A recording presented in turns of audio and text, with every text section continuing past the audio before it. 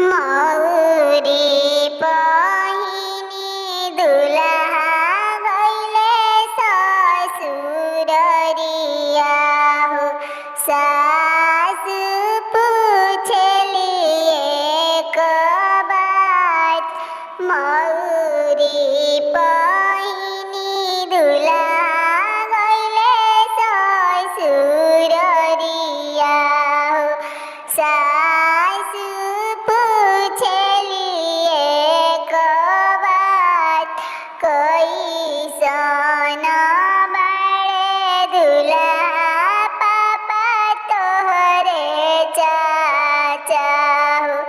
कैसन बाड़े छोट तोहरे भाई, कैसन बाड़े छोट तोहरे भाई। पियरी पगड़िया ओ पापा जे बांधेनी, दुल्हा से हरवा जे बान।